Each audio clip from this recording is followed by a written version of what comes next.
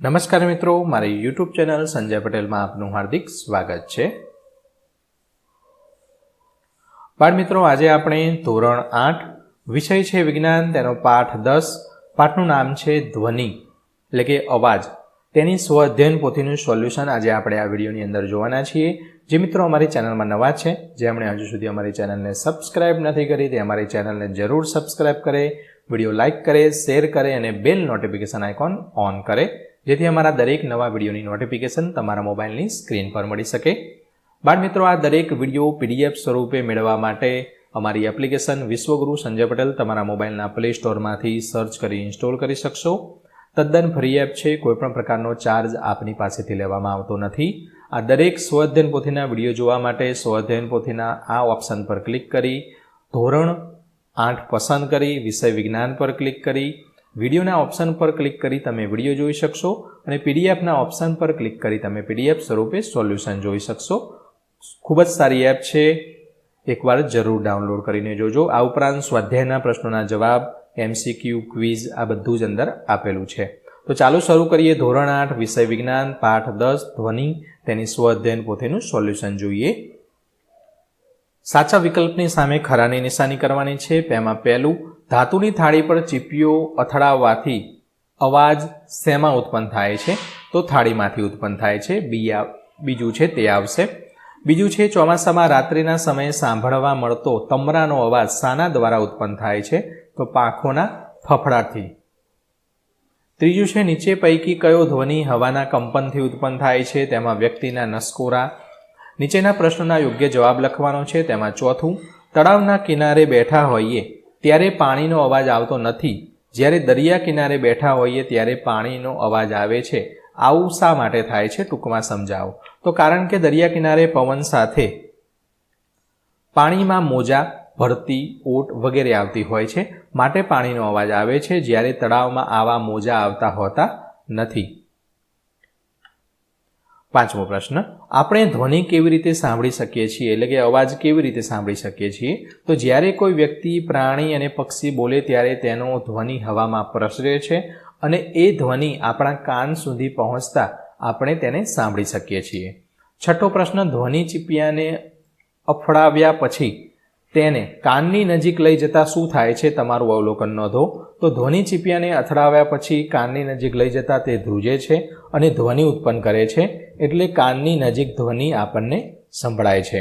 ઘણી વખતે કાનના ડૉક્ટર જોડે જઈએ ત્યારે તે આ ધ્વનિ ચીપિયાનો ઉપયોગ કરે છે। સાતમો પ્રશ્ન, જો કાનનો પડદો ફાટી જાય તો આપણે અવાજ સાંભળી શકીએ કેમ? તો જો કાનનો પડદો ફાટી જાય તો આપણે અવાજ સાંભળી શકીએ નહીં, કારણ કે પડદાની ધ્રુજારીથી આપણા કાનની અંદર રહેલા હાડકાની ધ્રુજારીથી આપણને અવાજ સંભળાય છે। આઠમું, શ્રાવ્ય અને અશ્રાવ્ય ધ્વનિ વચ્ચેનો તફાવત સ્પષ્ટ કરો। તો જે ધ્વનિ આવૃત્તિ 20 હર્ટ્ઝ અને 20,000 હર્ટ્ઝની વચ્ચે હોય તેને શ્રાવ્ય ધ્વનિ કહે છે। જે ધ્વનિની આવૃત્તિ 20 હર્ટ્ઝથી ઓછી અને 20,000 હર્ટ્ઝથી વધારે હોય તે મનુષ્યના કાન સાંભળી શકતા નથી, માટે આવી ધ્વનિ અશ્રાવ્ય ધ્વનિ કહેવામાં આવે છે। નીચેનું કોષ્ટક પૂર્ણ કરો। તેમાં ક્રમ આપેલો છે, સંગીતના સાધનો એટલે કે વાદ્ય આપેલા છે, ધ્વનિ ઉત્પન્ન કરતો ભાગ, તો વીણા નામનું સંગીતનું વાદ્ય છે, તે તણાયેલી દોરીથી ધ્વનિ ઉત્પન્ન થાય છે। ઢોલકની અંદર ખેંચાયેલા પડદા એટલે કે સાઈડના પડદા પર આપણે લાકડીથી અથવા હાથથી મારીએ તો તેનો અવાજ આવે છે। શરણાઈની અંદર હવાના દબાણથી, લગનની અંદર જે પીપુડા વગાડે છે તે, વાંસળી તો હવાના દબાણથી, તબલા તો ચામડાના પડદાની મદદથી અવાજ ઉત્પન્ન કરે છે। આગળ વધીએ। 10મો પ્રશ્ન છે, સૂર્ય અથવા ચંદ્ર પર થતા ધડાકા આપણે કેમ સાંભળી શકતા નથી? તો કારણ કે સૂર્ય ચંદ્ર પર વાતાવરણ નથી, એટલે કે શૂન્ય અવકાશ છે અને ધ્વનિ શૂન્ય અવકાશમાં પ્રસરતો નથી, માટે સૂર્ય અથવા ચંદ્ર પર થતા ધડાકા આપણે અહીં પૃથ્વી પર સાંભળી શકતા નથી। 11મો પ્રશ્ન, દરેક પશુ પંખીના અવાજ આપણે શા માટે સાંભળી શકતા નથી?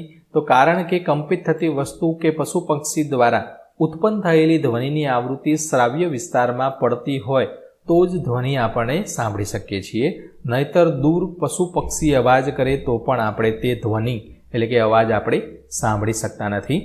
12મો પ્રશ્ન છે, ચામાચીડિયા અને વનવાગોળ જેવા પ્રાણીઓ અંધારામાં પોતાનો રસ્તો કેવી રીતે શોધે છે?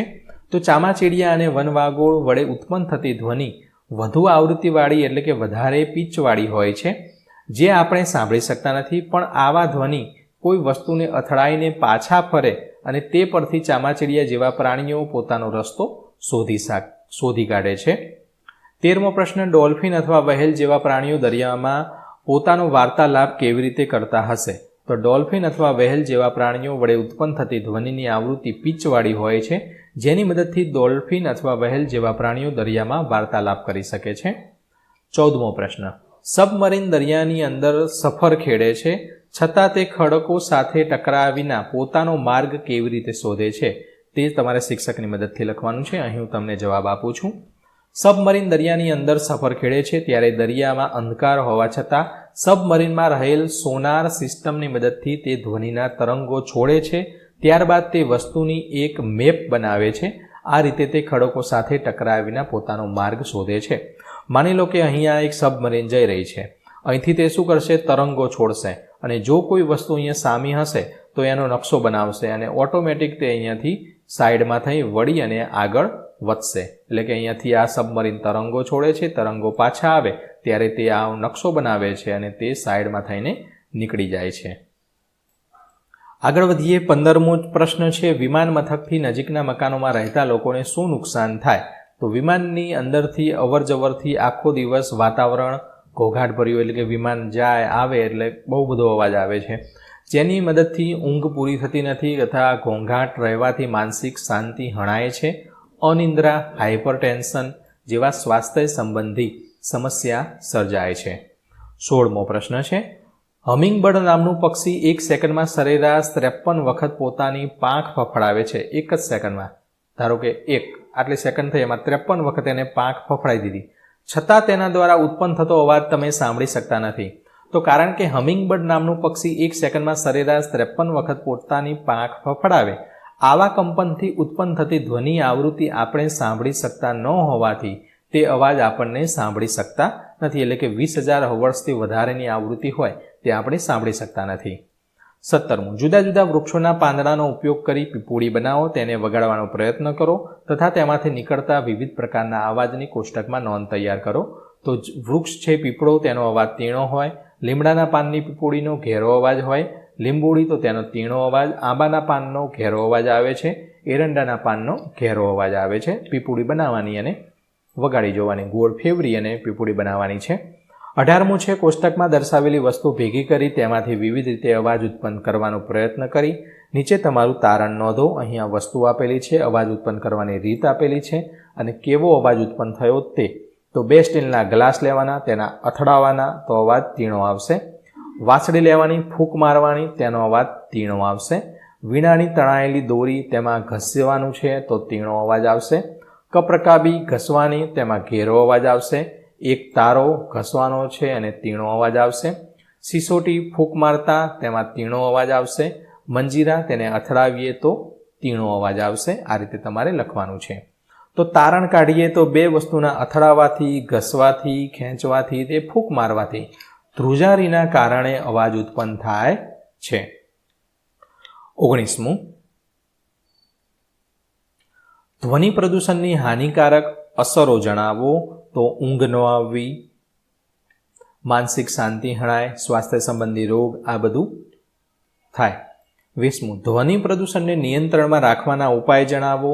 તો વાહનોમાં હોર્નનો ઉપયોગ ઓછો કરવો, ટીવી ધીમા અવાજે રાખવું, રસ્તાની આજુબાજુ વૃક્ષો વાવવા, જેથી ધ્વનિ પ્રદૂષણ ઘટાડી શકાય. 21મો પ્રશ્ન છે, માન્યાબેનના ઘરની નજીક ઘડિયાળનો ટાવર આવેલો છે. તે નોંધે છે કે દિવસ કરતાં રાત્રે ઘડિયાળની ઘંટડીનો અવાજ વધુ સ્પષ્ટ સંભળાય છે. આવું શા માટે થાય છે? તો માન્યાબેનના ઘરની નજીક ઘડિયાળનો ટાવર છે. દિવસે પ્રમાણમાં વધુ ઘોંઘાટ એટલે વધારે અવાજ હોય છે. વાહનોની અવરજવર હોય છે, વધુ અવાજ હોય છે, માટે રાત્રિના સમયે ઘંટડીનો અવાજ વધુ સ્પષ્ટ સંભળાય છે દિવસ કરતાં. 22મો પ્રશ્ન, આપણે જાણીએ છીએ કે અવાજ ઉત્પન્ન થવા ધ્રુજારી જરૂરી છે, પરંતુ બધા જ ધ્રુજતા અથવા કંપન કરતા પદાર્થનો અવાજ આપણે સાંભળી શકતા નથી. શા માટે? તો અગાઉ આપણે આ પ્રશ્ન જવાબ જોઈ ગયા છીએ. તો અવાજ ઉત્પન્ન કરતા ધ્રુજારી જરૂરી છે, પરંતુ ધ્વનિની આવૃત્તિ 20 હર્ટ્ઝથી 20,000 હર્ટ્ઝની વચ્ચે હોય તો ધ્વનિ શ્રાવ્ય છે, એટલે કે સાંભળી શકાય. પરંતુ 20 હર્ટ્ઝથી ઓછી આવૃત્તિ અને 20,000 હર્ટ્ઝથી વધુની આવૃત્તિનો અવાજ હોય તે આપણે સાંભળી શકતા નથી. 23મો પ્રશ્ન. દિવસ દરમિયાન તમારા ઘરમાં ઉત્પન્ન થતા અવાજની નોંધ કરો અને એ અવાજ શાના કારણે ઉત્પન્ન થયો છે તે પણ નોંધો. તો પંખાનો અવાજ છે તે હવા ફેંકવાથી, મિક્સરનો અવાજ યાંત્રિક મશીનને કારણે થાય છે. 24મો પ્રશ્ન. બે અવકાશયાત્રી અવકાશમાં એકબીજાની નજીક તરી રહ્યા છે. શું તેઓ એકબીજા સાથે કોઈ ખાસ પ્રકારના ઉપકરણ વગર વાત કરી શકશે? તો કે ના, એકબીજા સાથે અવકાશમાં કોઈ ઉપકરણ વગર વાત થઈ શકે નહીં, કારણ કે અવકાશની અંદર શૂન્ય અવકાશ હોય છે, તેમાં વાતાવરણ ન હોવાને કારણે ધ્વનિ પ્રસરણ થઈ શકતું નથી, માટે તે વાત કરી શકશે નહીં. તેને ચોક્કસ ઉપકરણોનો ઉપયોગ કરવો પડશે. તો બાળમિત્રો, અહીં ધોરણ 8 વિષય વિજ્ઞાનનો પાઠ 10 ધ્વનિ તેનો આપણે સ્વાધ્યાયન પોથીનું સોલ્યુશન છે, તેનો વિડીયો આપણે અહીં પૂર્ણ કરીએ છીએ. આ દરેક વિડીયોનું PDF સ્વરૂપે સોલ્યુશન મેળવવા માટે આપણી એપ્લિકેશન વિશ્વગુરુ સંજય પટેલ જે તમે ડાઉનલોડ કરો, જેમાં વિડીયો અને PDF બંને મળી રહેશે. ખૂબ જ સારી એપ છે, એકવાર જરૂર ડાઉનલોડ કરીને જોજો. ચલો, ફરી મળીશું આગળના 11મા પાઠની અંદર. ત્યાં સુધી આવજો. વિડીયો અંત સુધી જોવા બદલ આપનો ખૂબ ખૂબ આભાર. ધન્યવાદ.